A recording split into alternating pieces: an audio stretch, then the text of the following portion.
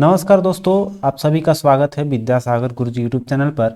यह वीडियो आपको परीक्षा में जाने से पहले देखकर ही जाना होगा, क्योंकि इसमें आपका जीएस दृष्टि एक ऐसा घटना चक्र का प्रस्तुति किया गया है जिसमें कि आपको मिलेगा पूरे चैप्टर का व्याख्या के साथ जितने भी एग्जाम में इम्पोर्टेंट पूछे जाते हैं वो सब आपको चित्रात्मक प्रस्तुति देख सकते हैं। इसमें चित्रों द्वारा प्रस्तुत किया गया है जितने भी संबंध है, तो इसको ब्रीफ में एक बार हमारे दिमाग में बैठ जाए, एक नज़र में देख लें तो वही है आपका जीएस दृष्टि प्रस्तुत किया गया है सीरीज घटना चक्र द्वारा। तो इस वीडियो में हम लोग बात करेंगे आपका भारतीय इतिहास का लेकर आए हैं, ऐसे ही आपका ज्योग्राफी भूगोल सब आ गया है, भूगोल का भी आ गया है, आपका विज्ञान का भी आ गया है और राज्य व्यवस्था का भी आ गया है। तो वो सब आपको करा दे रहे हैं हम फटाफट से। तो इस वीडियो में हम लोग लेकर आए हैं प्राचीन भारत का इतिहास।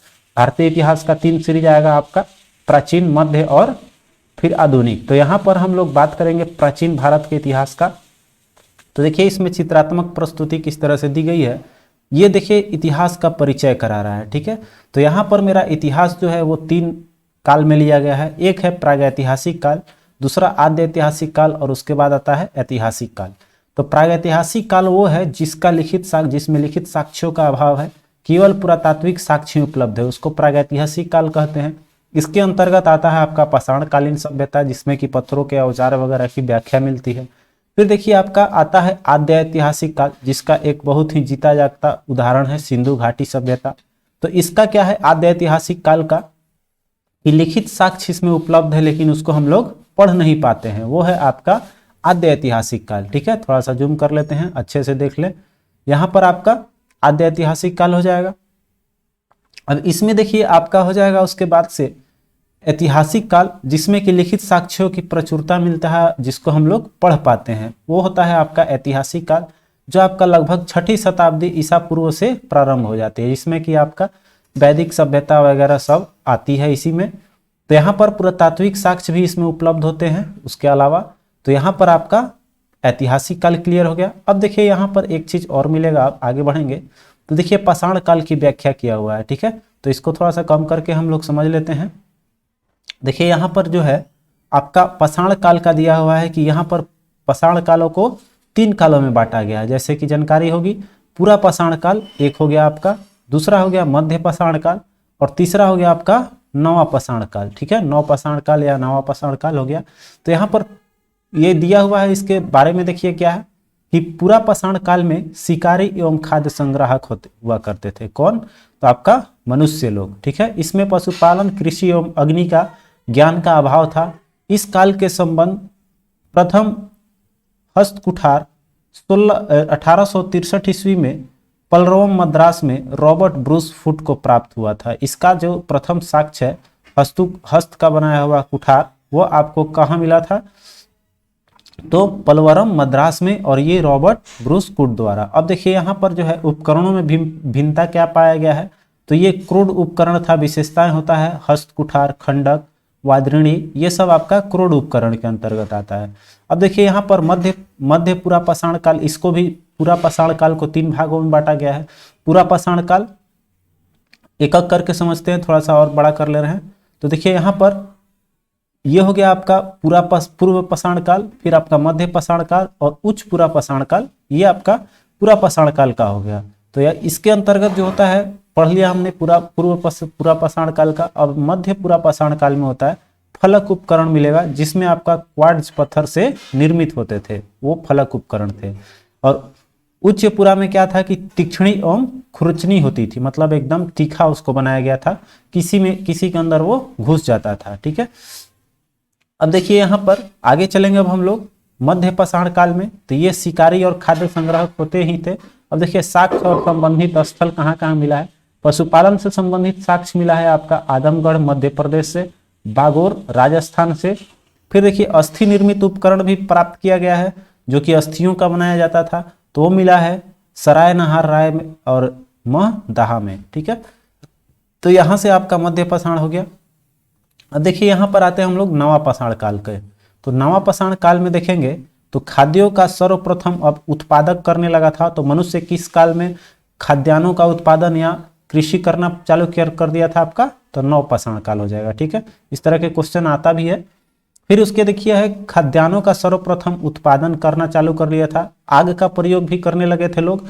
तो ये सब महत्वपूर्ण उपलब्धियां मिल गई थी नवापाषाण काल में। अब देखिए स्थल जो है वहां से क्या क्या साक्ष्य मिला है, तो लहुरा देव से मिला है चावल का प्राचीनतम साक्ष्य जो आपका भारत में पड़ता है। महेरगढ़ में गेहूं की प्राचीनतम साक्ष्य मिला है।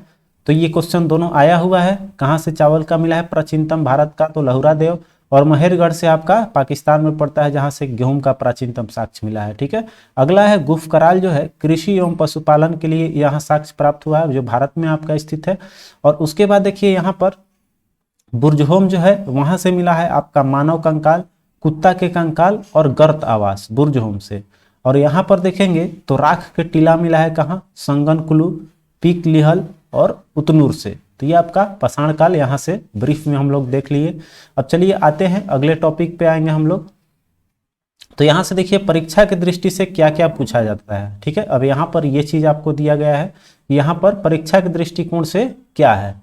तो परीक्षा के दृष्टिकोण से देखिए दमदमा किस लिए प्रसिद्ध है, तो एक ही कब्र में 3 मानव कंकाल मिले थे, कहाँ से, दमदमा से। फिर देखिए आदमगढ़ किस लिए है, तो मध्य पाषाण काल के अंतिम चरण में पशुपालन का साक्ष्य मिला है। महेरगढ़ देखिए आपका दे रहा है ये आदमगढ़ और महेरगढ़, दमदमा भी आपका आया हुआ है। तो यहाँ से सब चीज आपका बिल्कुल एग्जाम से लेकर एक नजर देख लेंगे तो हमें नहीं लगता कि इससे ज्यादा आपको पढ़ने की जरूरत पड़ेगी। तो ये ब्रीफ में आपका चला जाएगा, तो इसीलिए हम इस सीरीज को लेकर आए थे। तो आप कमेंट करके बताइए कैसा लग रहा है आपको ये। चलिए अब आते हैं, देखिए कर है प्राचीनतम अस्थायी जीवन का प्रमाण कहाँ मिला है, महेरगढ़ से। और पाषाण संस्कृति से लेकर सिंधु घाटी सभ्यता तक के अवशेष भी आपका महेरगढ़ से प्राप्त की गई है। हथनौरा देखिए किस लिए प्रसिद्ध है कि भारत में मानव सर्वप्रथम साक्ष्य मिला था आपका कहाँ, नर्मदापुरम और होशंगाबाद से। ठीक है, तो हथनौरा का ही क्षेत्र है आपका जहां पर कि भारत में मानव का प्रथम साक्ष्य प्राप्त किया गया है। ठीक है, चलिए भीमवेटिका किस लिए प्रसिद्ध है, तो भीमवेटिका आपका एमपी में पड़ता है जहां पर कि प्रागैतिहासिक काल चित्रकला के शैल्य मिले हैं, मतलब से शिला पे आपका पत्थरों पर चित्रकला का लिखा हुआ है, तो यहाँ भीमवेटिका से मिला हुआ। अगला देखिए है कि बुर्जहोम की खोज किसने किया था, तो डी टेरा एंड पीटरसन द्वारा किया गया है। और मध्य पाषाण काल भारत में अस्थि पंजर का सर्वप्रथम साक्ष्य मिला था। ठीक है, मध्य पाषाण काल का। अब आते हैं अगले बिंदु पे, तो इसमें देखिए महत्वपूर्ण तथ्य क्या है और भी, कि हड्डी निर्मित मातृ देवी की प्रतिमा प्राप्त हुई है कहाँ से, लोहांदा नाला क्षेत्र बेलन घाटी से प्राप्त हुआ है। ठीक है, ध्यान देंगे हड्डी निर्मित मातृ देवी मिली है कहाँ से, लोहांदा नाला क्षेत्र से। अगला है कि बृहद पाषाण स्मारक की पहचान की गई, वो मृतकों को दफनाने के स्थान से मिला था आपका बृहद पाषाण स्मारक। नेक्स्ट है कि राष्ट्रीय मानव संग्रहालय स्थित कहाँ है भाई, तो ये आपका भोपाल में स्थित है। और गौरिक मृत भांड पात्र का नामकरण हुआ था कहाँ, हस्तिनापुर में। चलिए अगला आप देखते हैं हमारा है भारतीय पुरातत्व से संबंधित तथ्य देखेंगे इसमें। तो यहाँ पर 1861 में क्या हुआ था कि भारतीय पुरातत्व के जनक माने जाते हैं अलेक्जेंडर कनिंघम। ये भारत में सर्वप्रथम पुरातत्व सर्वेक्षण नियुक्त हुए थे 1861 में। फिर 1863 में है कि भारत में पाषाणकालीन सभ्यता का अनुसंधान प्रारंभ किया गया था, पाषाणकालीन 1863 से चालू किया गया। और 1871 में पुरातात्विक सर्वेक्षण सरकार के एक विभाग के रूप में गठित कर दी गई थी 1871। 1901 में है लॉर्ड कर्जन के समय पुरातात्विक सर्वेक्षण विभाग को केंद्रीकृत कर भारतीय पुरातत्व सर्वेक्षण का नाम दिया गया था। ठीक है, यहाँ पुरातत्व सर्वेक्षण विभाग का नाम क्या कर दिया गया था, भारतीय पुरातत्व सर्वेक्षण। ठीक है, तथा जॉन मार्शल को इसका सर्वप्रथम महानिदेशक बनाया गया है। ठीक है, कौन थे इनका, भारतीय पुरातत्व सर्वेक्षण के आपका प्रथम महानिदेशक जॉन मार्शल। आते हैं अगले बिंदु पे, यहाँ नोट में देखिए मध्य पाषाणकालीन मानव जो है पेट भरने के लिए इसमें मछली का भी शिकार किया करता था, इस बात का व्याख्या मिलता है मध्य पाषाण कालीन में कि मछली भी शिकार किया करते थे। और मध्य पाषाण काल के विशिष्ट औजार जो थे वो सूक्ष्म पाषाण औजार थे। ठीक है, छोटा था और ये पत्थरों का बना हुआ औजार होता था मध्य पाषाण काल का। ठीक है, आते हैं अब अगले बिंदु पर हम लोग चलते हैं। कह रहा है आप देखिए इतिहास से जुड़ा हुआ जो चीज है वो आपका कौन कौन सा काल है, तो जैसा कि हम लोगों ने पढ़ा प्रागैतिहासिक काल, आद्य ऐतिहासिक काल और ऐतिहासिक काल। तो उपरोक्त जो हम लोग बात पढ़े उसमें काल विभाजन, लिखित साक्ष्यों की उपलब्धता और माने कि इसकी उपलब्धता के आधार पर इसको रखा गया है। माने मिला तो आपका प्रागैतिहासिक में कुछ भी नहीं प्रमाण मिला लिखित, ठीक है, तो लिखित साक्ष्यों के आधार पर ही किया गया है। ऐतिहासिक काल ले लिया गया जहां से लिखित साक्ष्य मिलता है, ठीक है। और आद्य ऐतिहासिक वो होता है जिसमें कि आपका नहीं मिलता है लेकिन हम उसको पढ़ नहीं पाते हैं, तो वो आपका है आद्य ऐतिहासिक काल का। तो वही है कि उपलब्धता और अनुपलब्धता के आधारित है ये आपका तीनों काल। अब देखिए यहाँ पर अन्य संबंधित तथ्य है कि मध्य पाषाण काल को फलक संस्कृति भी कहा जाता है। फलकों की अधिकता के कारण इसको नाम रख दिया गया फलक संस्कृति मध्य पूरा पाषाण काल को। नेक्स्ट है कि 14 मानव कंकाल प्राप्त कहाँ से हुए हैं, तो 14 आपका मिला है लंघनाज गुजरात से। फिर है भारत में मध्य पाषाण काल के विषय में सर्वप्रथम जानकारी प्राप्त हुई कहाँ, 1867 से 1868 ईस्वी में, कि भारत में जो है वो मध्य पाषाण काल के विषय में सर्वप्रथम जानकारी मिली थी। जैसा कि पीछे पढ़ा आप लोगों ने, वहां आपका मान्यता देकर इसको प्रारंभ कर दिया गया था भारतीय सर्वेक्षण विभाग का।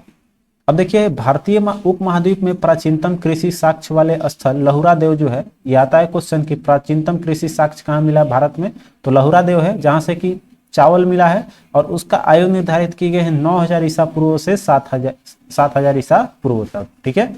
नेक्स्ट है भारतीय उपमहाद्वीप में 7000 ईसा पूर्व में लगभग गेहूं का साक्ष्य प्राप्त हुआ है, वो आपका कहाँ मिला है, मेहरगढ़ में से, ठीक है, मेहरगढ़ से मिला है जहां 7000 ईसा पूर्व गेहूं का साक्ष्य बताया गया। फिर लहुरा देव जो है उसमें जो है चावल के साक्ष्य वाला दूसरा प्राचीन भारतीय नवपाषाणिक स्थल है वो आपका है ओल्डिहवा, ठीक है, जहां की चावल की भूसी मिली है। तो लहुरा देव के बाद आपका किसका नंबर आता है, ओल्डिहवा का। फिर देखिए मक्का का प्रथम साक्ष्य कहां से मिला है, वो आपको मैक्सिको में मिला है, ठीक है, मक्का का। और देखिए फिर है गुफ कराल का अर्थ क्या होता है, तो कुलाल अर्थात कुम्हार की गुहा को बोला जाता था गुफ कराल, ठीक है। अब अगला देखिए बिंदु है भारतीय उपमहाद्वीप में आपका कौन कौन सा है, ये देखिए आपका लहुरा देव और ये मेहरगढ़ जो है, जो आपका लहुरा देव है वो आपका लहुरा पड़ जाता है भारत में और मेहरगढ़ पड़ जाता है आपका पाकिस्तान में। यहाँ से क्या मिला था, लहुरा देव से कृषि चावल का मिला था जिसमें कि आपका साक्ष्य हम लोगों ने पढ़ा 9000 से कितना पड़ जाता है 7000 के मध्य में। और पाकिस्तान के जो मेहरगढ़ से मिला है वहाँ गेहूं का प्राचीनतम साक्ष्य मिला है, ये आपका 7000 ईसा पूर्व में है। तो यहाँ से आप देखेंगे आगे, तो इस प्रकार चावल या कृषि का प्राचीनतम साक्ष्य वाला स्थल लहुरा देव ही है, ठीक है। और सबसे पहले साक्ष्य किस चीज का मिला था, ये भी आता है चावल गेहूं मक्का, तो ध्यान देंगे चावल का आ जाएगा आपका सही जवाब। आते हैं अगले बिंदु को देखते हैं हम लोग। तो यहाँ देखिए इसका चित्रात्मक है ताम्रपाषाण कालीन संस्कृति दिया हुआ है, तो यहाँ से हम लोग ताम्रपाषाण कालीन को देख लेते हैं। ये रहा आपका ताम्रपाषाण कालीन संस्कृति। यहाँ पे है कि तांबे एवं पत्थर का प्रयोग की अवस्था जिसमें मिलती है, मतलब कि तांबा भी यूज हुआ है इस काल में और पत्थर भी यूज हुआ है, तो वो आपका हो जाएगा ताम्रपाषाण कालीन या ताम्रपाषाणिक संस्कृति उसको नाम दिया गया है। तो यहाँ पर ध्यान देंगे तो तांबा जो है वो मानव द्वारा सर्वप्रथम धातु का उपयोग किया गया था, प्रयुक्त किया गया था, कौन सा, तांबा हो जाएगा। अब यहाँ पर आते हैं हम लोग दक्षिण पूर्वी राजस्थान की तरफ चलेंगे, तो बनास घाटी में स्थित होने के कारण इसका नाम ताम्रपाषाणीन संस्कृति का नाम रखा गया है बनास संस्कृति। अब देखिए यहाँ पर प्रमुख स्थल इसका कौन कौन सा है ताम्रपाषाणिक का, तो आहाड़ है, बागोर है, बलाथल है, उजियाना है, गिलुंद है। तो यहाँ पर देखिए प्राचीनतम नाम आहाड़ का क्या है, वो आपका ताम्रवती था। अब यहाँ पर बालाथल और उजियाना जो है वो 4 दीवारी युक्त घर का साक्ष्य मिला है यहाँ से। अगला देखिए इसमें अगला है पॉइंट अब आपका गिलुंद का है कि 4 दीवारी युक्त घर का साक्ष्य मिला ही है। यहाँ मिट्टी की इमारत भी मिली है, कहीं कहीं पक्की ईंटों का भी प्रयोग इसमें देखने को मिला है और तांबे का टुकड़ा भी यहाँ प्राप्त हुआ है। अब देखिए यहाँ पर आएंगे तो पश्चिमी मध्य प्रदेश में अब मिला है आपका ताम्रपाषाणिक वस्तुओं का विस्तार। तो यहाँ पर पश्चिमी मध्य प्रदेश में भी इसका क्षेत्र है, ये मालवा वहां पर है, कायथा है, एरण है और नवादा टोली है, ये आपका क्षेत्र है। तो मालवा से क्या मिला है आपका चरखे एवं तकलियों के साक्ष्य हैं। कायथा में मिला है यहाँ की बस्तियों किलाबंद हैं। तांबे में 28 कंगनों के साक्ष्य मिले हैं, तांबे के 28 कंगन मिले हैं यहाँ पर कायथा में। एरण में क्या मिला है तो किलेबंद बस्तियों के साक्ष्य मिला है। और नवादा टोली से मिला है आपका खरगोन जिले में स्थित है आपका मध्य प्रदेश का, ये है पश्चिमी मध्य प्रदेश। और उत्खनन इसका किए थे HD संकालिया द्वारा। और ये जो है चौकोर और वृत्ताकार घरों का साक्ष्य यहाँ पर मिला है, कहाँ, नवादा टोली में। ये हो गया आपका ताम्रपाषाणी कालीन का। और भी देखिए आपका ये हो गया। अब आते हैं हम महाराष्ट्र में, पश्चिमी महाराष्ट्र क्षेत्र में भी पाया गया है ताम्रपाषाणी का साक्ष्य, जो आपका अहमदनगर जिला में है। यहाँ पर है आपका जोरबो, निवासा और दैमाबाद। तो दैमाबाद सबसे बार आया हुआ है क्योंकि यहाँ पर 200 जोरबो स्थलों का सबसे बड़ा स्थल रहा है। और निवासा किस लिए प्रसिद्ध है, तो यहाँ पटसन का साक्ष्य मिला है। क्लियर है। अब देखिए यहाँ पर आएंगे तो कह रहा है अहमदनगर जिला के बारे में पढ़ लेंगे तो कह रहा है ये जो और पुणे जिला है महाराष्ट्र का, इन दोनों जिला के सभी ताम्रपाषाणी पुरा स्थल जोरबो संस्कृति के अंतर्गत आते हैं। किस संस्कृति के अंतर्गत रखा गया है, जोरबो संस्कृति में। अब देखिए पुणे जिला का जो स्थल है वो है प्रकाश, नासिक, इनाम गांव, चंदोली, सोनगांव। यहाँ से क्या मिला है आपका, इनाम गांव से तो 5 कमरों वाला एक मकान मिला है और किलेबंद एवं खाई से घिरी हुई बस्ती है और मातृ देवी की प्रतिमा भी मिला है आपका इनाम गांव से। पूर्वी भारत के क्षेत्र में देखेंगे आपका स्थल जो मिला है वो है आपका चिरांद, पांडुराज व ढिबी और महिषदल। और अन्य स्थल भी जो आपका बिहार में पड़ जाता है, तो बिहार में आपका कौन कौन सा है, सेनुआर, सोनपुर, ताराडी, ये आपका ताम्रपाषाणी है। और पूर्वी उत्तर प्रदेश में है खैराडी और नरहन। क्लियर है। अब देखिए आते हैं अगले बिंदु पे देखेंगे तो अब आ गया आपका महत्वपूर्ण टॉपिक जिसके बारे में हम बोलते रहते हैं कि ये आपका बिहार दरोगा में हमेशा इससे एक क्वेश्चन आता है, तो इसको अच्छे से देख लेना है। ये देखिए परिचय है कि इस सभ्यता के लिए साधारणतः 3 नामों का प्रयोग किया गया है। कौन कौन सा है, तो कहीं कहीं इसको सिंध सभ्यता बोला गया है, कहीं सिंधु घाटी की सभ्यता और कहीं हड़प्पा सभ्यता भी इसको बोला गया है। अब इसमें आपका है कि पीगट महोदय का कथन है कि हड़प्पा एवं मोहनजोदड़ो का विस्तृत साम्राज्य की जुड़वा राजधानी है। कौन, हड़प्पा एवं मोहनजोदड़ो। जॉन मार्शल कहे कि सर्वप्रथम इस सभ्यता को सिंधु सभ्यता का नाम दिया था जॉन मार्शल द्वारा। और 2300 ईसा पूर्व से 1700 ईसा पूर्व में यह तिथि मान्य है, सर्वाधिक मान्य किया गया है। और कार्बन डेटिंग प्रणाली द्वारा भी निर्धारित किया गया है। 2300 से 1900 इसका एवरेज निकाल के आपका 1700 कर दिया गया। इस सभ्यता के विकास की प्रकाष्ठा का समय माना गया है। यह जो समय रहा है आपका 2300 से 1900, ये विकास का समय रहा है उस सभ्यता का, सैंधव सभ्यता का। अब यहाँ देखिए है कि सैंधव सभ्यता का विस्तार क्षेत्र कहाँ कहाँ तक है, तो ये आपका विस्तार क्षेत्र देख लीजिए। आपका पाकिस्तान में कहाँ कहाँ है, तो पाकिस्तान में है बलूचिस्तान, पंजाब क्षेत्र और सिंध क्षेत्र में आपको पाकिस्तान में मिलेगा। और भारत का कौन कौन सा क्षेत्र है, तो देखिए पंजाब, गुजरात, राजस्थान, हरियाणा, पश्चिमी उत्तर प्रदेश, जम्मू कश्मीर और पश्चिमी महाराष्ट्र, ये क्षेत्र जो हैं आपको मिल जाएंगे भारत में। और सैंधव सभ्यता का विस्तार जो है आता है किस आकार का है, तो ये आपका त्रिभुजाकार है। क्लियर है। अब देखिए ये जो है कहां से किधर तक फैला हुआ है, तो उत्तर में आपका मांडा तक फैला हुआ है, या मांडवी कहीं कहीं मिलेगा आपको। पश्चिम में है आपका सुतकेंगडोर के साथ, और पूरब में है आपका आलमगीरपुर तक, और दक्षिण में आपका पड़ जाता है सुदूर क्षेत्र दैमाबाद। तो ये हो गया आपका विस्तार क्षेत्र। अब देखिए यहाँ पर स्थल है और उसके उत्खननकर्ता या खोजकर्ता दिया हुआ है, तो इसको भी देख लेना हम लोग। हड़प्पा सभ्यता का है दयाराम साहनी द्वारा किया गया है। मोहनजोदड़ो का रखालदास बनर्जी हैं। चन्हुदड़ो को NG मजूमदार हैं। लोथल के आपका SR राव हैं। कालीबंगा का अमलानंद घोष हैं। बनावली के RS विष्ट हैं। धैलावीरा के JP जोशी हो गया। फिर आपका रोपण के BB लाल हो गए। सुतकांगेडोर के हो गए RL स्टाइन्स। ठीक है। अब आते हैं हम लोग आगे देख लेते हैं और क्या चीजें दी हुई है। तो यहाँ पर हमारा है हड़प्पा का क्या क्या साक्ष्य मिला है, यहाँ से देख लीजिए। हड़प्पा काल में तो शंख का बना बैल मिला हुआ है। उर्वरता की देवी का चित्र मिला हुआ है। ईंटों के वृत्ताकार चबूतरे मिले हैं। समाधि मिला है R37 कब्रिस्तान है आपका। गेहूं तथा जौ के दोनों के अवशेष मिले हैं, गेहूं और जौ का भी। पीतल का बना इक्का भी मिला हुआ है।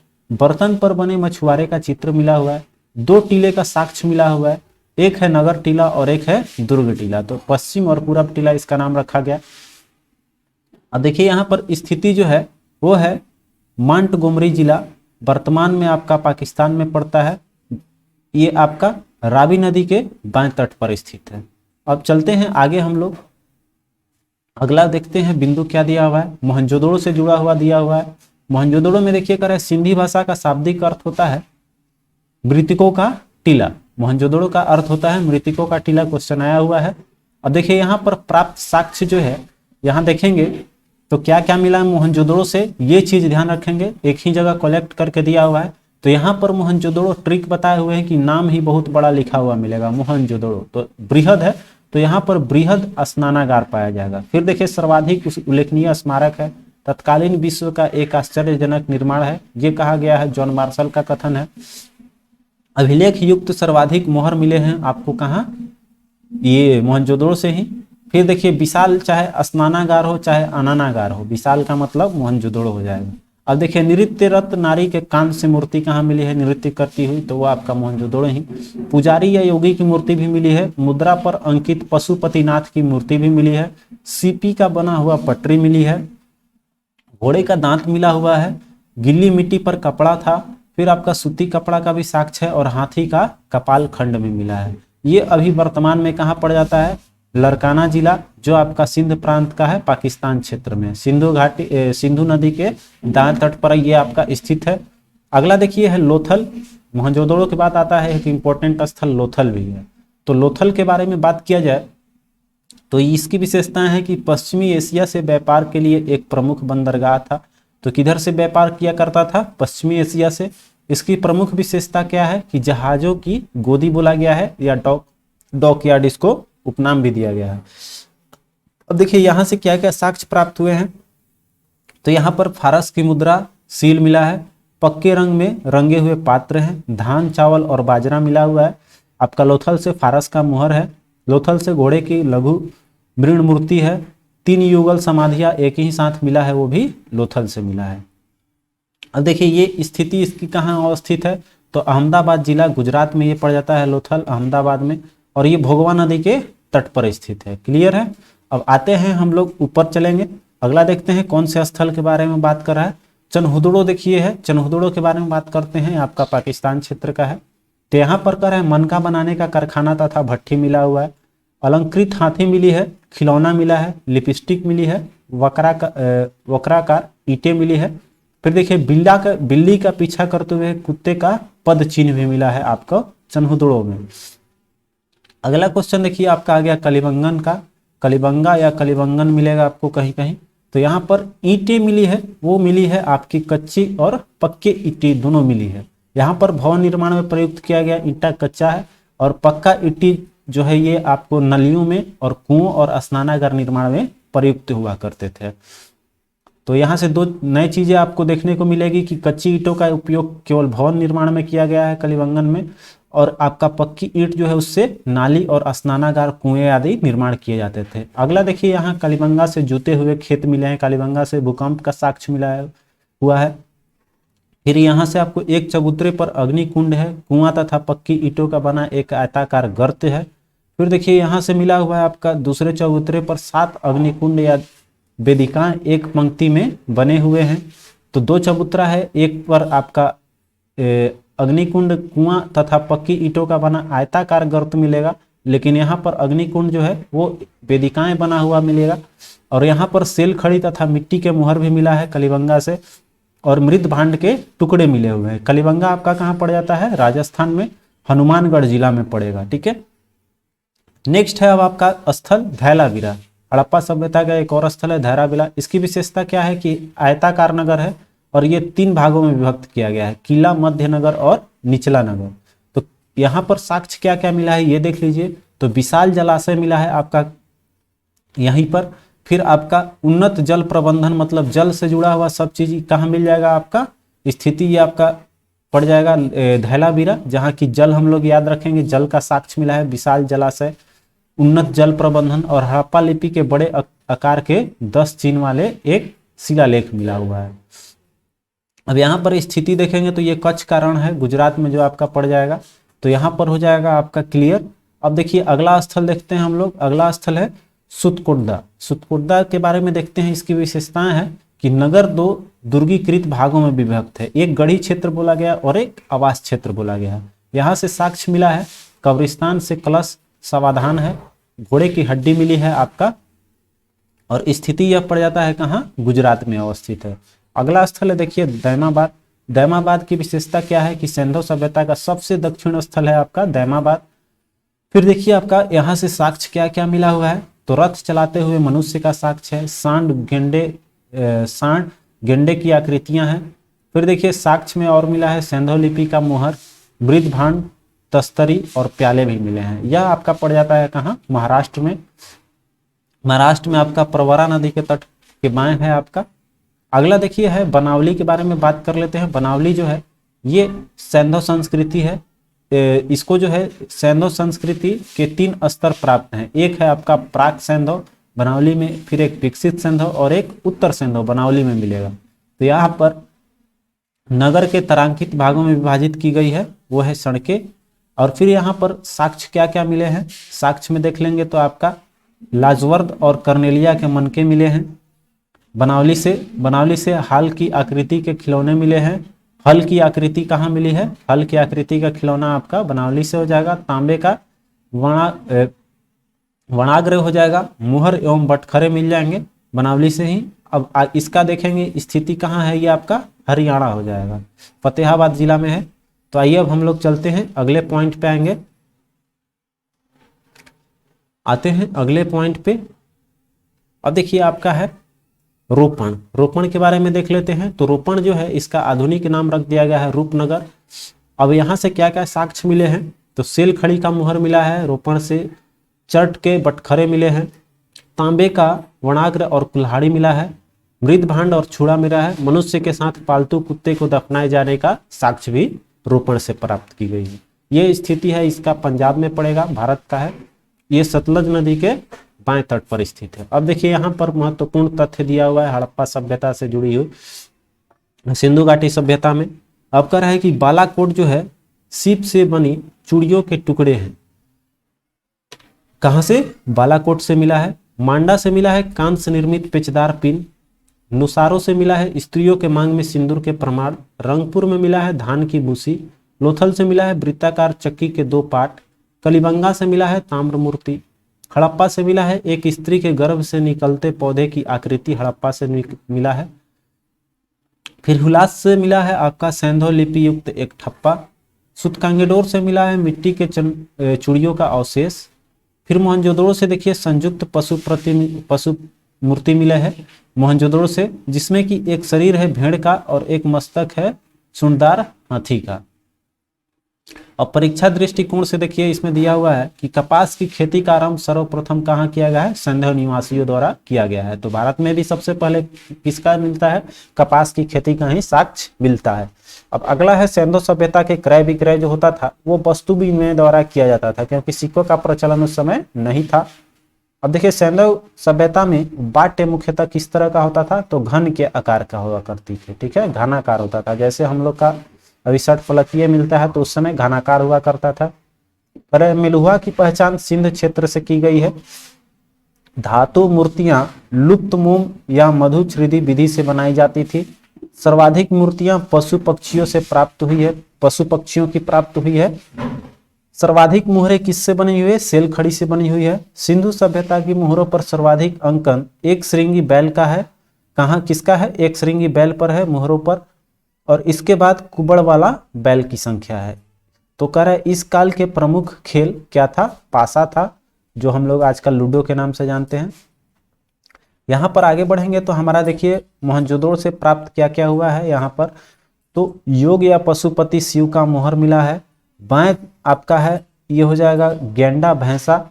कुल 5 प्रकार के 6 पशु मिले हैं, ठीक है, 5 प्रकार के हैं और 6 पशु मिला है मोहनजोदड़ो से। नीचे में 2 हिरन मिला है और बाएं आपका बाघ और हाथी प्राप्त की गई है। आगे देखिए इसमें आप अभी इधर बचा हुआ है, तो उसके बाद से हम लोग वैदिक काल करेंगे। यहाँ पर एक नज़र और डालना है हम लोग को, सूक्ष्म दृष्टि डालना है, इस पे विशिष्ट तथ्य है। कह रहा है कि लोहे का ज्ञान का अभाव था इसमें। फिर देखिए स्वर्ण, चांदी, तांबा एवं कांसे की जानकारी मिलती है। तो ये क्वेश्चन आता है कि सिंधु घाटी सभ्यता में किस धातु का अभाव नहीं किया प्रयोग नहीं किया गया था, तो लोहा का। बाकी देखिए सोना, चांदी, तांबा और कांसा का साक्ष्य मिलता है लेकिन लोहा का नहीं मिलता है। अगला है कि हाथ से चलित चाकों का प्रयोग किया गया था, मूर्ति पूजा का प्रचलन था, शेर के अवशेष के अभाव शेर नहीं मिला है, घोड़े के अवशेष प्राप्त परंतु चित्र का अभाव है।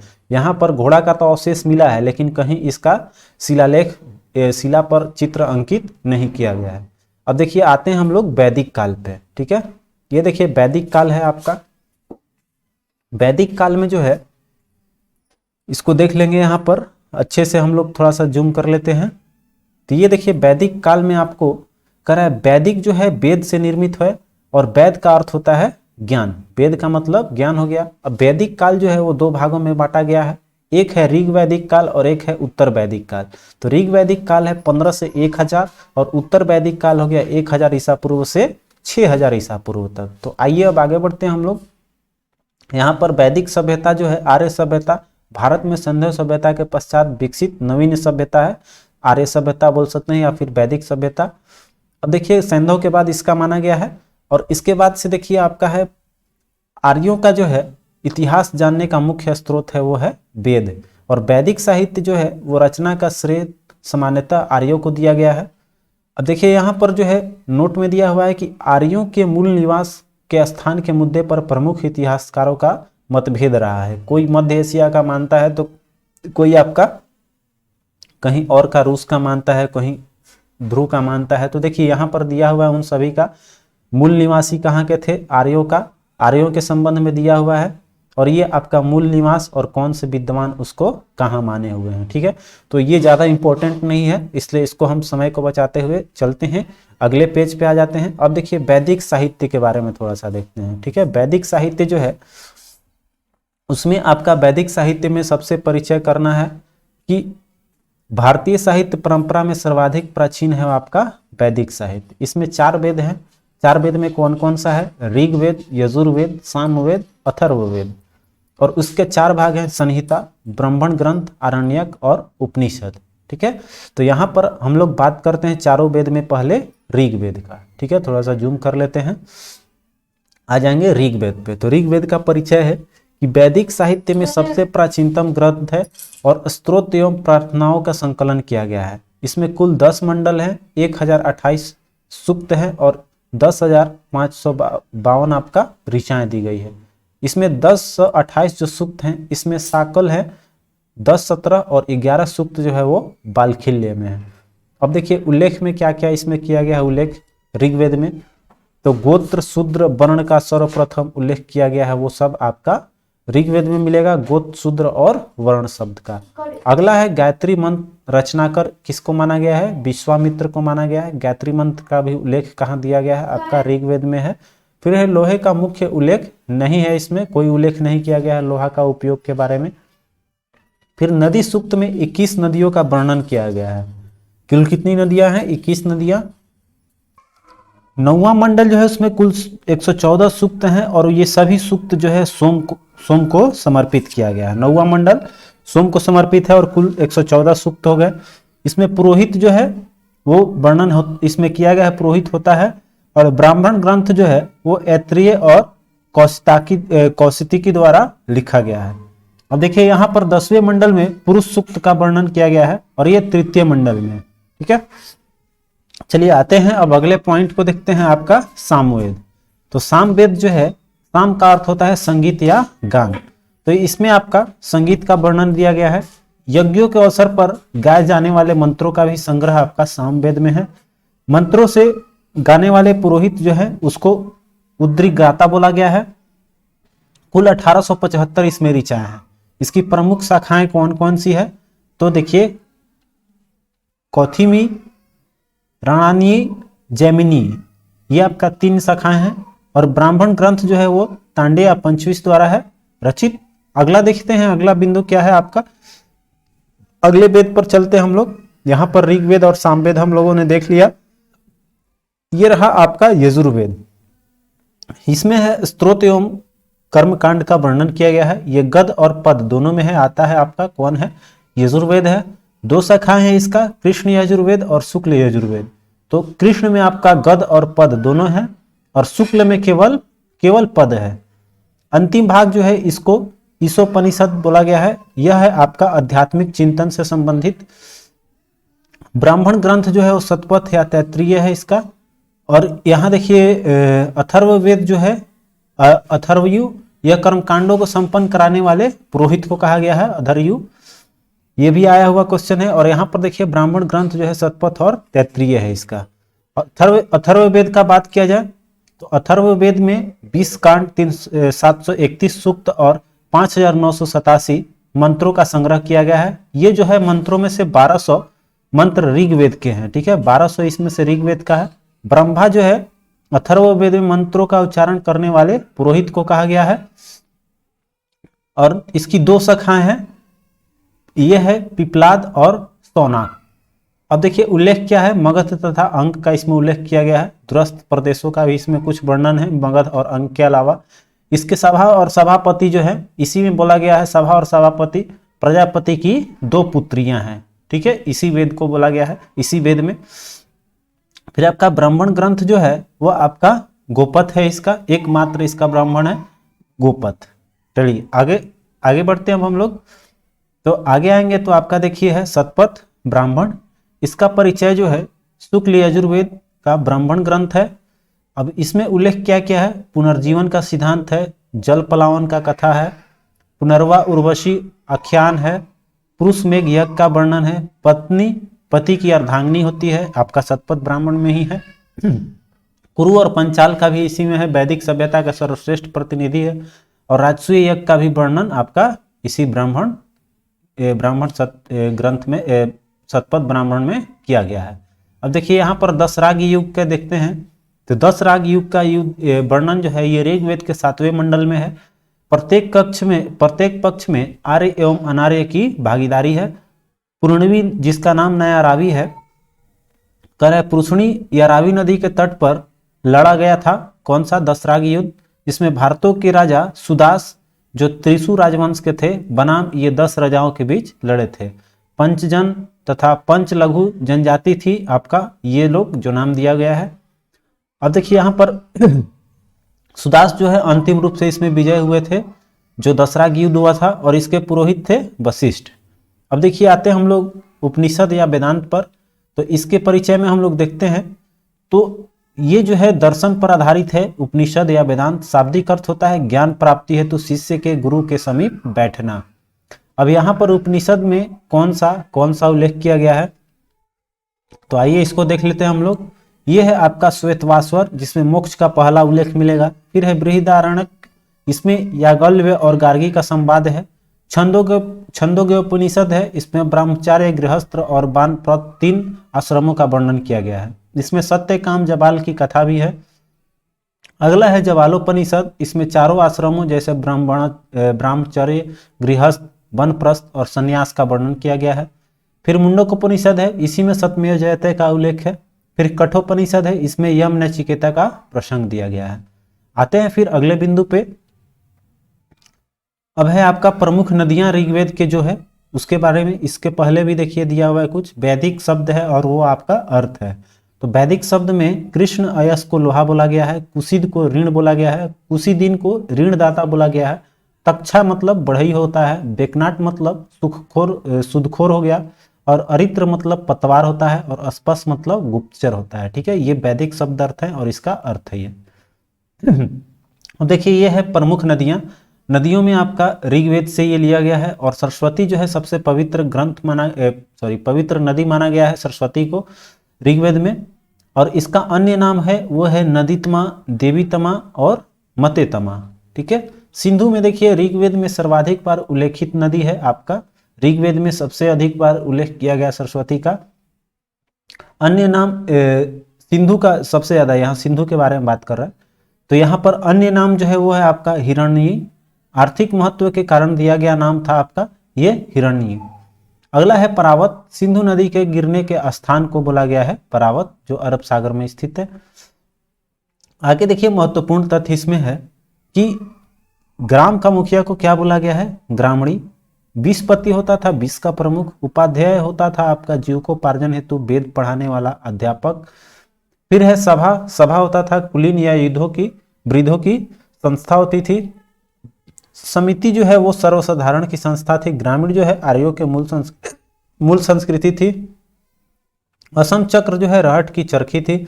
व्यापार था अदल बदल प्रणाली पर आधारित। एक राट जो था वो सर्वोच्च शासक कहलाता था, अथर्ववेद में इसकी व्याख्या है।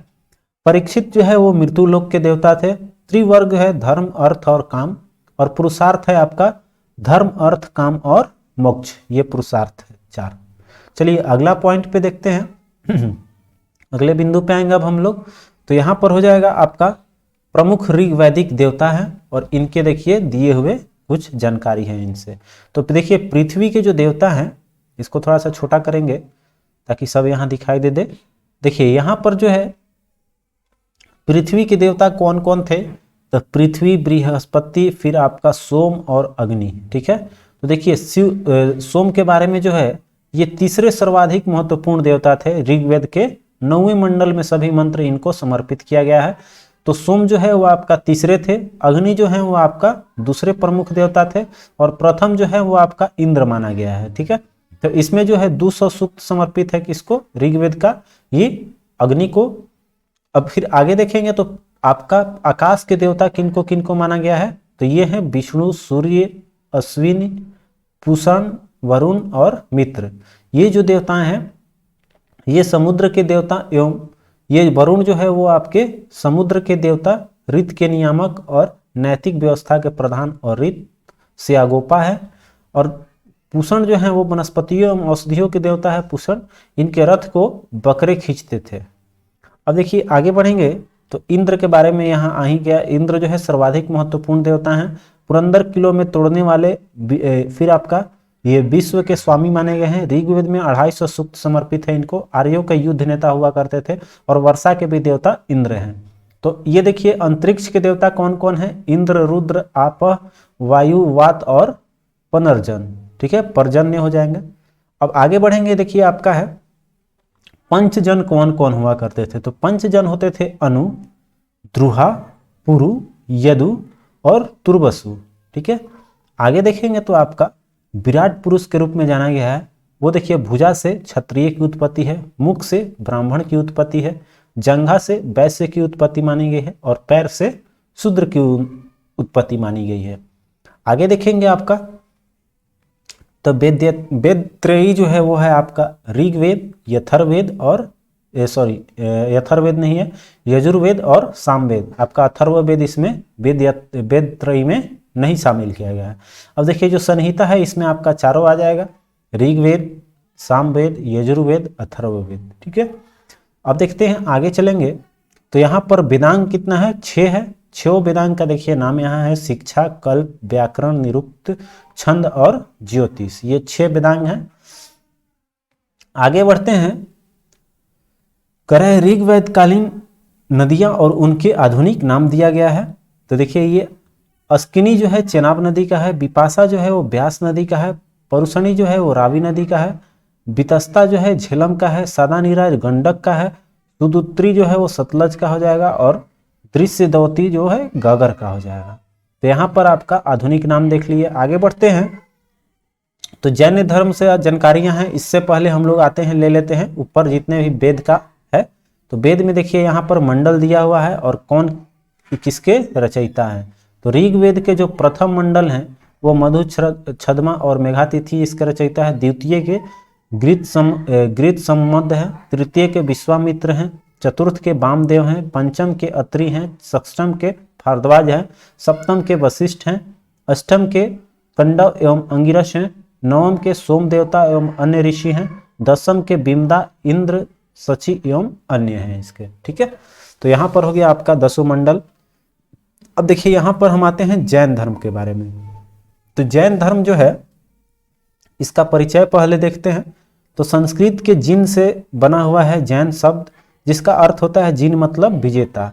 इसके संस्थापक जो हैं उनको तीर्थकर बोला गया है, और महात्मा को निर्ग्रंथ बोला गया है।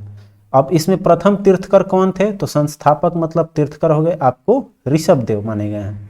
अब देखिए पारस्वनाथ जो हैं वो आपके 23वें तीर्थ कर रहे हैं, जो काशी के राजा अश्वसेन के पुत्र थे और बनारस में इनका जन्म हुआ था। अनुयायियों को जो है चतुर्याम शिक्षा का पालन करने को कहा था, पारस्वनाथ का है। चतुर्थ्याम शिक्षा में कौन कौन सा था? सत्य, अहिंसा, असत्य और अपरिग्रह। तो यहाँ पर सदैव सच बोलना, अहिंसा मतलब हिंसा से परहेज करना, अस्तेय मतलब चोरी वर्जित और अपरिग्रह मतलब संपत्ति संग्रह नहीं करना। अब यहाँ पर देखेंगे परीक्षा उपयोगी कुछ तथ्य दिया हुआ है। तो यहाँ पर जैन संघ के प्रथम अध्यक्ष कौन थे?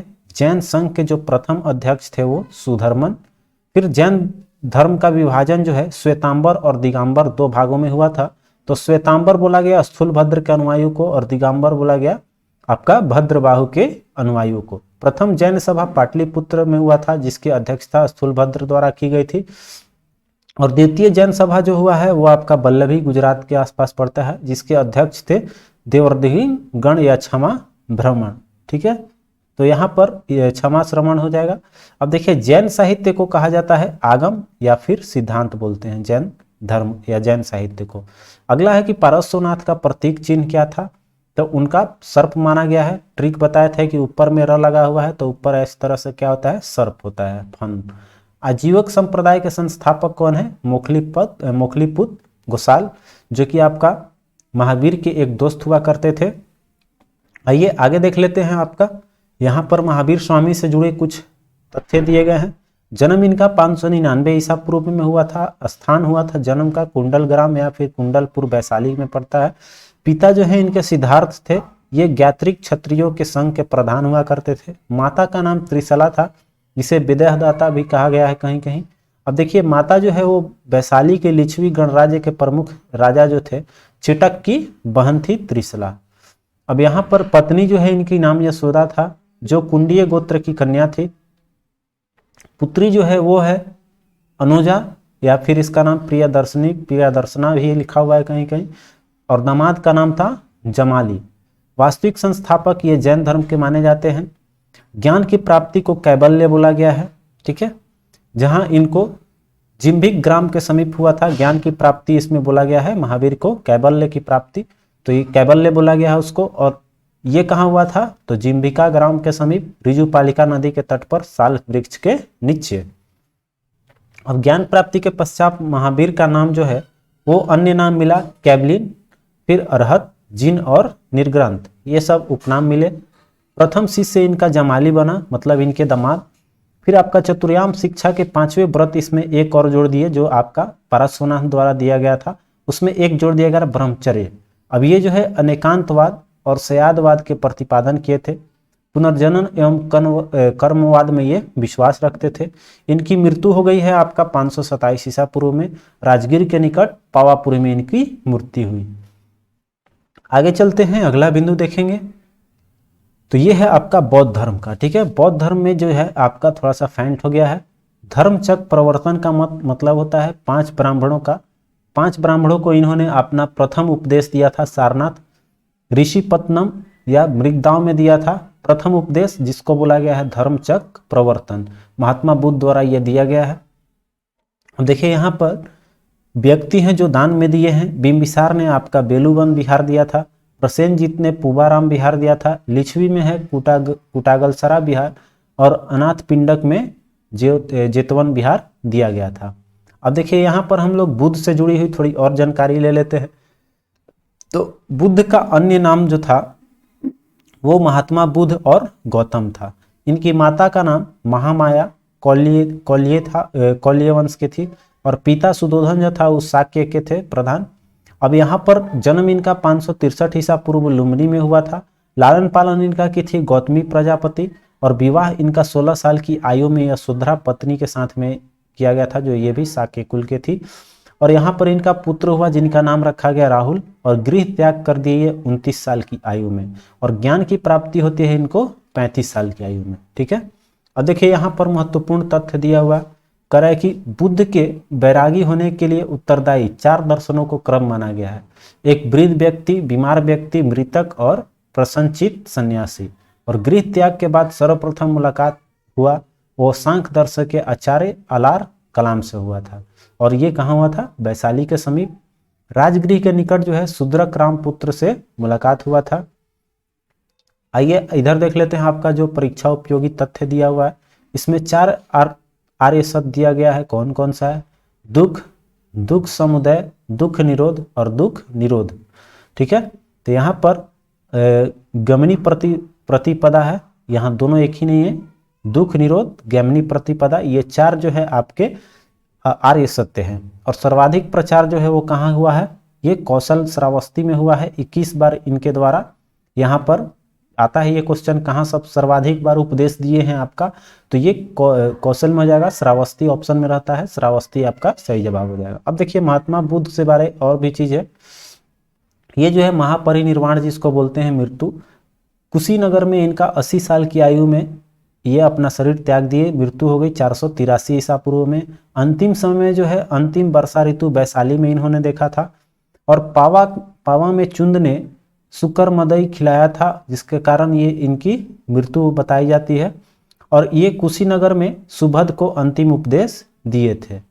तो चलिए आगे देखते हैं। अब आपका है अष्टांगिक मार्ग कौन कौन सा है। यहाँ पर देखिए इसमें प्रज्ञाशील और समाधि ये है, इसके अंतर्गत 8 दिया हुआ है। ठीक है, 3 यहाँ पर 3 है, यहाँ पर 3 है और यहाँ पर 2 है आपका। तो सम्यक दृष्टि, सम्यक वाक, सम्यक संकल्प, सम्यक कर्मात, सम्यक आजीव, सम्यक व्यायाम, सम्यक स्मृति और सम्यक समाधि, ये अष्टांगिक मार्ग है। अब यहाँ आगे बढ़ेंगे हम लोग, तो आगे देखेंगे तो आपका ज्ञान प्राप्ति का दिया हुआ है। तो 35 वर्ष की अवस्था में वैशाख पूर्णिमा की रात्रि में पीपल वृक्ष के नीचे इनका ज्ञान की प्राप्ति हुआ था। अब देखिए परीक्षा दृष्टिकोण से है कि बुद्ध धर्म के अनुयायी 2 भागों में बटे हुए थे। ठीक है, एक था भिक्षुणी या भिक्षु बोल सकते हैं, और एक थे आपके उपासक या उपासिका, ये 2 भागों में बटा हुआ था। एशिया के ज्योतिपुंज के नाम से जाने जाते हैं कौन? गौतम बुद्ध या महात्मा बुद्ध को। और गौतम बुद्ध के जीवन पर आधारित लिखा हुआ है लाइट ऑफ एशिया, मतलब ये जो अभी एशिया का ज्योतिपुंज है। इसमें काव्य पुस्तक के रचयिता है एडविन अर्नाल्ड। ठीक है, अब देखिए हीनयान का शाब्दिक यहाँ पर 2 भागों में बटा हुआ था, हीनयान और महायान, चतुर्थ बौद्ध संगति में। तो इस हीन का मतलब होता है निम्न मार्ग और महान का मतलब होता है उत्कृष्ट मार्ग।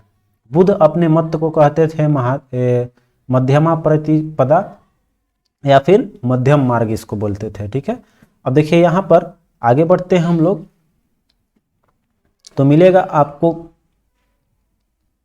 घटना और उनसे संबंधित चिन्ह जो है। जन्म के लिए महात्मा बुद्ध के लिए यूज किया गया है कमल और सांड। गृह त्याग के लिए घोड़ा, मैंने घोड़ा पे याद रखेंगे, चढ़कर कहीं जाते हैं तो गृह त्याग हो जाएगा। ज्ञान जो है वही पीपल के वृक्ष के नीचे मिला था जो आपका, तो प्रतीक चिन्ह हो गया ज्ञान का पीपल। निर्वाण हो गया आपका पद चिन्ह, मतलब आदमी पहचान छोड़ के चला गया। और मृत्यु जो है इनका स्तूप बना था, टीला जो है सांची का स्तूप जिसमें सबसे प्रसिद्ध माना गया।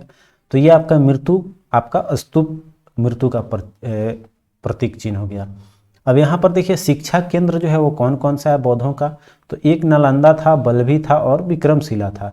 तो नालंदा कुमारगुप्त द्वारा स्थापित किया गया था और विक्रमशिला धर्मपाल द्वारा। तो यहाँ पर क्लियर हो गया है शिक्षा केंद्र। अब आगे देखते हैं क्या दिया हुआ है आपका। यह है आपका त्रिरत्न, बौद्ध धर्म के त्रिरत्न कौन कौन से हैं? बुद्ध धर्म और संघ। त्रिपिटक जो है वो पाली भाषा में लिखा गया है। त्रिपिटक में है आपका विनय पिटक, सुत्त पिटक और अभिधम पिटक। विनय पिटक में है आपका संघ संबंधी नियम, सुत्त पिटक में है बुद्ध के उपदेशों का संग्रह और अभिधम पिटक में है दार्शनिक सिद्धांत। अब यहाँ आते हैं, इसका शब्द और इसका अर्थ दिया हुआ है। चैत्य का मतलब होता है महापुरुषों के धातु अवशेष सुरक्षित रखने वाली समाधि, उसको चैत्य बोलते हैं। विहार जो होता है वो भिक्षुओं का आवास होता है। स्तूप का मतलब होता है मृतक की चुनी हुई अस्थियों को रखने का स्थान को स्तूप बोलते हैं। आइए देखते हैं अगला बिंदु जो है ये है आपका बुद्ध द्वारा दिए गए उपदेश हैं। ठीक है, अब प्रथम उपदेश जो है वो आपका कहाँ दिए थे? बौद्ध संगतियाँ, मतलब बौद्ध संगति जो है यह आपका यहाँ दिया हुआ है। बौद्ध संगति चारों 4 दिशा में दिया हुआ है, 1 2 नीचे है 2 आपका। तो यहाँ पर प्रथम की बात करते हैं तो प्रथम आपका बौद्ध संगति हुआ था कब? 483 ईसा पूर्व में। कहाँ? राजगृह सप्तकर्णी गुफा में। अध्यक्ष इसके थे महाकश्यप और शासक किसके शासनकाल में हुआ था? अजातशत्रु। द्वितीय की बात कर लिया जाए तो द्वितीय हुआ था 383 ईसा पूर्व में, वैशाली में हुआ था, बलुकाराम बिहार में। अध्यक्ष थे आपका सुबुकामी या फिर साबक कमीर। सर्वकामनी भी इसको बोला गया है। शासक हुआ करते थे आपके कालाशोक। तृतीय देखिए, तृतीय बौद्ध संगति हुआ है आपका 247 ईसा पूर्व में। कहाँ? पाटलिपुत्र में। अध्यक्ष थे मोखलीपुत्र और ये शासक थे उस समय अशोक। चतुर्थ देख लिया जाए तो ईसा की प्रथम शताब्दी में माना गया है। स्थान है कुंडलवन कश्मीर में और अध्यक्ष थे वसुमित्र और उपाध्यक्ष थे अश्वघोष। ठीक है, और ये शासक हुआ था कनिष्क के शासनकाल में। अब आते हैं अगले फैक्ट्स पे हम लोग चलेंगे। तो परीक्षा के दृष्टिकोण से देखिए क्या क्या दिया हुआ है बौद्ध धर्म से। तो बौद्ध धर्म का विभाजन जो है वो आते हैं हम लोग, तो ये है आपका परीक्षा दृष्टिकोण से बौद्ध धर्म में विभाजन महासांधिक या सर्वास्तिवादी के सिद्धांत पे हुआ था, परिवर्तन के पक्ष पे, जिसमें आपका हीनयान महायान हुआ था। इसका नेतृत्व करता थे महाकश्यप। तो अस्थविर और थेरवादी जो है परिवर्तन के विरोधी नेतृत्वकर्ता का किए थे इसका महाकचायन। ठीक है, तो यहाँ पर दो भागों में था, एक महासांधिक और एक था आपका स्थिविर या थेरवादी। तो इसके थे नेतृत्वकर्ता महाकचायन, स्थिविर का या थेरवादी का, और सर्वास्तिवादी के थे आपका महाकश्यप। अब देखिए शैव धर्म का आते हैं कुछ अन्य बिंदु। यहाँ देखिए पहले शैव धर्म से पहले बौद्ध धर्म खत्म कर लेते हैं। इसमें अन्य संबंधित तथ्य दिया हुआ है। चतुर्थ बौद्ध संगति जो है वो बौद्ध धर्म स्पष्ट रूप से हीनयान और महायान में विभाजित है। शून्यवाद के प्रवर्तक हुआ करते थे आपका नागार्जुन। फिर आपका विज्ञानवाद और योगाचार्य संप्रदाय के संस्थापक है मैत्रेयनाथ, और भावी बुद्ध जो थे वो मैत्रेय थे, और क्षणिकवाद का सिद्धांत दिया गया है बुद्ध द्वारा। ठीक है, बहुत ही इंपॉर्टेंट चीज है आपका। तो वीडियो को लाइक कर लीजिएगा, दोस्तों के साथ शेयर करना न भूलेंगे। चैनल पर नए हैं तो इसको सब्सक्राइब कर लीजिएगा। अभी देखिए हम लोग यहाँ पर आधा ही किए हुए हैं, 1 घंटा के आसपास आपका ये वीडियो हो गया है। तो अब चाहेंगे कि यहाँ से हम शैव धर्म और बौद्ध धर्म को अगले वीडियो में चाहेंगे कि आपको दे दे। तो शैव धर्म और इसके आगे की जितनी भी है आपको यहाँ पर हम अगला वीडियो में लेकर आ रहे हैं। तब तक 1 घंटा का वीडियो आप वॉच कीजिए, शेयर कीजिए, और उसके बाद से हम शैव धर्म के शैव संप्रदाय के आगे लेकर बढ़ेंगे। इसका 2 पार्ट कर दे रहे हैं चूंकि बहुत लंबा वीडियो हो जाएगा फिर, तो 1 घंटा का रहेगा तो हम लोग को देखने में भी सुविधा रहेगी। तो पढ़ाई जारी रखेंगे, आते हैं फिर अगले वीडियो में शैव धर्म को लेकर। यहाँ से हम लोग स्टार्ट करेंगे इसको। तब तक टेक केयर, जय हिंद।